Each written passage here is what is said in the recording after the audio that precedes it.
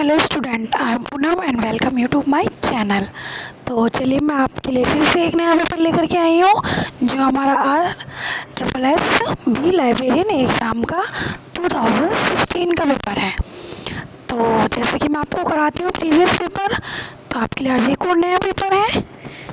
तो मैं फिर से वही कहूँगी, क्वेश्चंस को मिस ना करें, अच्छे से देखें, अच्छे से पढ़ें और वीडियो को पुश कर करके अपने क्वेश्चंस को खुद टेस्ट के रूप में तैयार करें। तो चलिए बढ़ते हैं अपने इस क्वेश्चन की ओर। क्वेश्चन नंबर फर्स्ट, सूचना फिजिकल प्रौद्योगिकी से भी अधिक शक्तिशाली है और यह एक ऐसा अदृश्य लिंक है जो कि समाज को एक साथ एक सूत्र में बांधे हुए है। इस कथन को निम्न में से किसने उद्धृत किया है? तो इसको किसने उद्धृत किया है?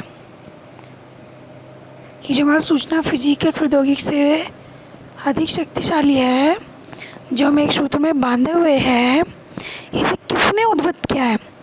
तो इसका राइट आंसर है हमारा option number C, William E Halal ने। विलियम ई हलाल ने। तो चलिए अपने नेक्स्ट क्वेश्चन की ओर बढ़ते हैं। हाँ बता। क्वेश्चन नंबर 2 हमारा कहता है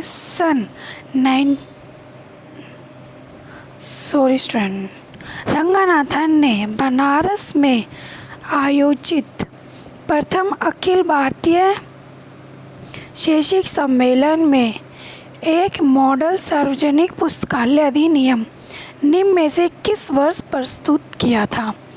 तो ये रंगनाथन ने जो हमारा बनारस में आयोजित प्रथम अखिल भारतीय शैक्षिक सम्मेलन में एक मॉडल सार्वजनिक पुस्तकालय अधिनियम किस वर्ष में प्रस्तुत किया था? तो ये हमारा क्या था, इन्होंने option number B right answer है इसका हमारा 1930 में। चलिए मैं नेक्स्ट क्वेश्चन की ओर बढ़ते हैं। क्वेश्चन नंबर 3,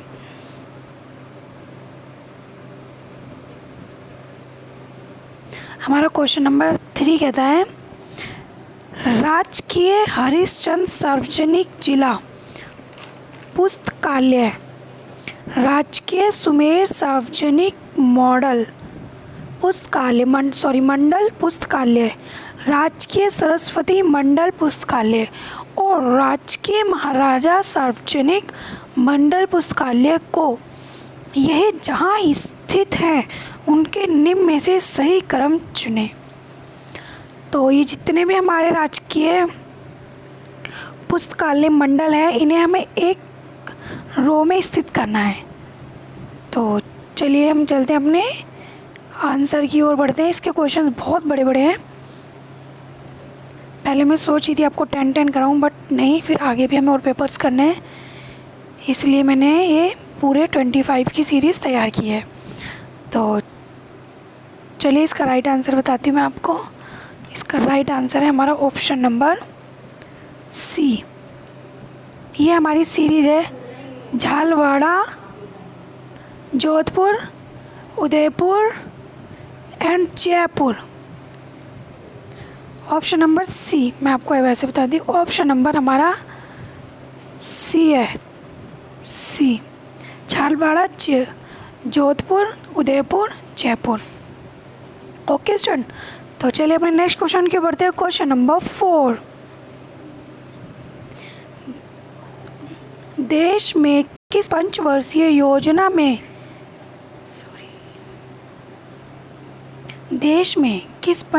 योजना में विश्वविद्यालय अनुदान आयोग द्वारा शैक्षिक पुस्तकालयों में अपने अनुसंधान करने में व्यस्त वैज्ञानिक के समय को बचाने के लिए रिप्रोग्राफी सेवाएं प्रदान करने का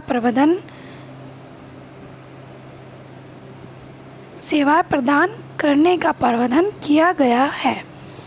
तो कौन सी योजना में क्या गया है ये हमारा? तो इसका राइट आंसर बताती हूँ मैं आपको।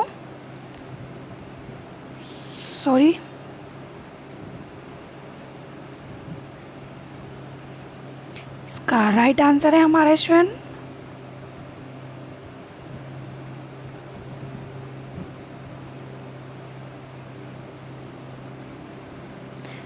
ऑप्शन नंबर डी, छठी पंचवर्षीय योजना में। कब किया गया इसका? छठी पंचवर्षीय योजना में। Option number D. Option number D.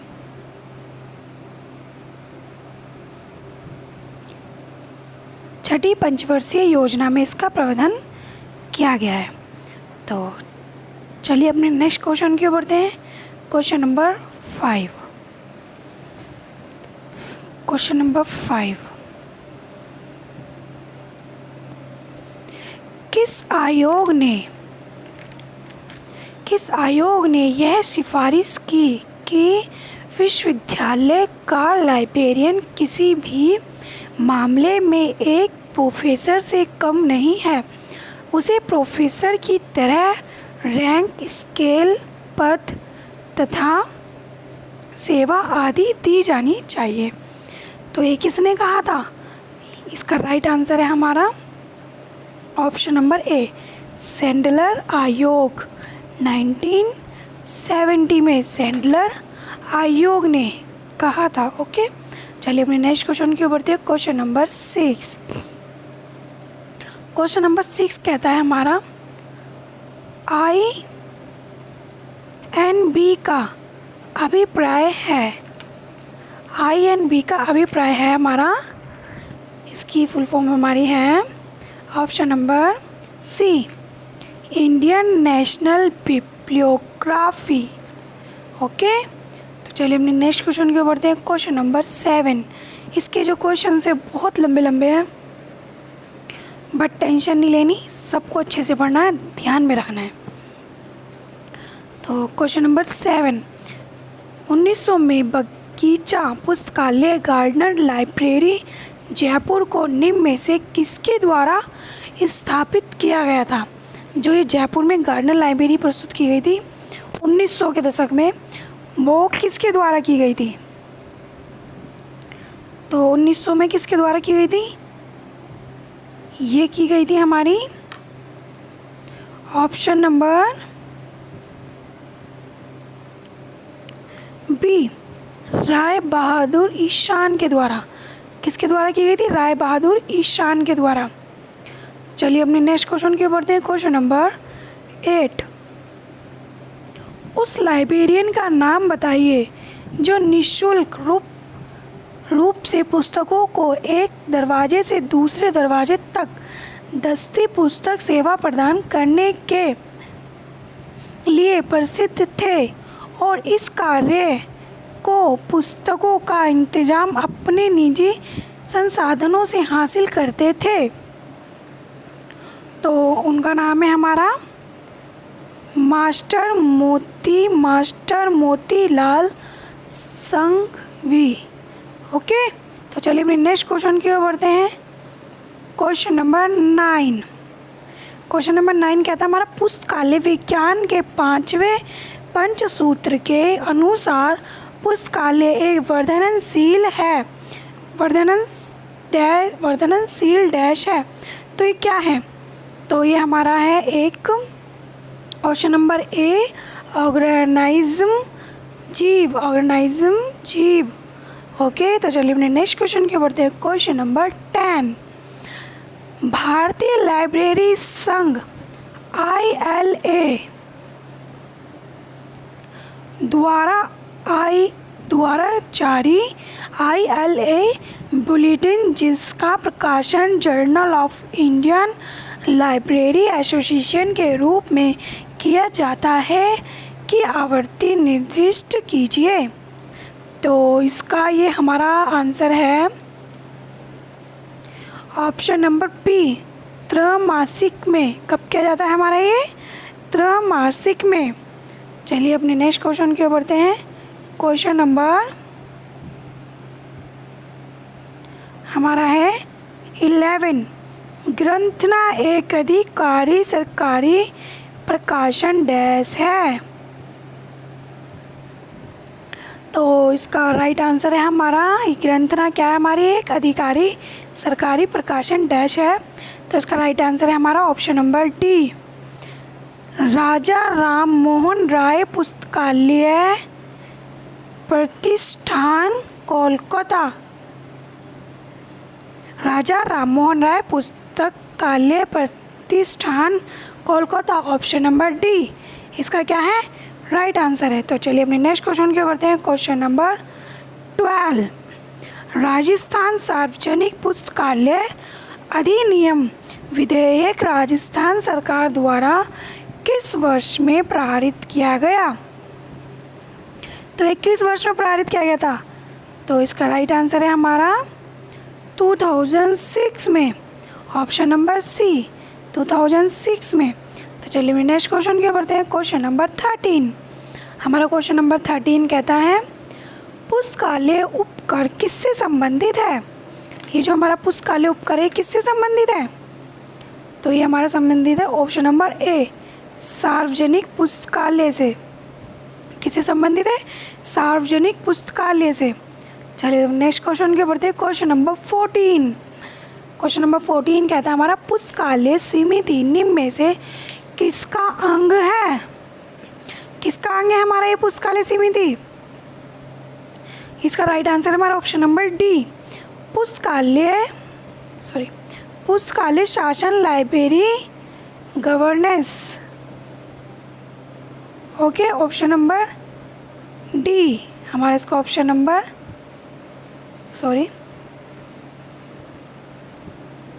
Option number D पुस्तकालय शासन लाइब्रेरी गवर्नेंस। तो चलिए अपने नेक्स्ट क्वेश्चन की ओर बढ़ते हैं। क्वेश्चन नंबर 15, वर्तमान में राजस्थान में कुल कितने राजकीय सार्वजनिक मंडल पुस्तकालय हैं? कितने मंडल पुस्तकालय हमारे राजस्थान में? तो इसका राइट आंसर है हमारा ऑप्शन नंबर ए 707। हमारे जो मंडल है टोटल कितने 7। ओके, पुस्तकालय मंडल कितने 7। तो चलिए अपने नेक्स्ट क्वेश्चन के ऊपर बढ़ते हैं। क्वेश्चन नंबर 16, भारत में राजस्थान के राजकीय सार्वजनिक पुस्तकालय किस विभाग के अधीन संचालित है? किस विभाग के अधीन है वो हमारे? किस विभाग के संचालित है अधीन? तो इसका राइट आंसर है हमारा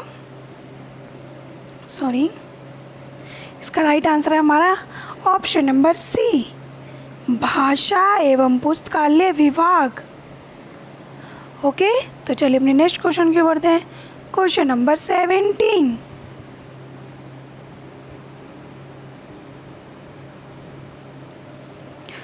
चलो मैं आपको पढ़ के सुनाती हूँ। ये बड़े बड़े क्वेश्चन की थोड़ी सी प्रॉब्लम क्रिएट हो रही है। सन 1972 में यूनेस्को द्वारा मानविकी और सामाजिक विज्ञान के क्षेत्र में कंप्यूटरीकृत सूचना पुनः प्राप्ति योजना के परीक्षण बाद निम्न में से कौन सा परीक्षण किया गया था? तो इसका राइट आंसर है हमारा ऑप्शन नंबर बी सामाजिक और मानव विज्ञान के लिए डेटा रिट्रीवल प्रणाली DARE।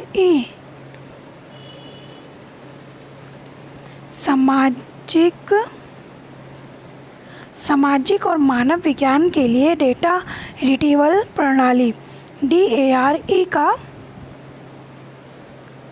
परीक्षण किया गया था। ओके, तो चलिए नेक्स्ट क्वेश्चन के बढ़ते हैं। क्वेश्चन नंबर 18, यूनेस्को सार्वजनिक पुस्तकालय घोषणा पत्र अंतिम बार किस वर्ष में संशोधित किया गया? तो इसका राइट आंसर है हमारा डी ऑप्शन नंबर डी 1994 में। तो चलिए अपने नेक्स्ट क्वेश्चन की ओर बढ़ते हैं। Question number 19 question number 19, international federation of library association IFLA की स्थापना किस वर्ष में हुई थी? हमारी इफ्ला की स्थापना किस वर्ष में हुई थी? ये हुई थी हमारी ऑप्शन नंबर ए 30 सितंबर 1970 में।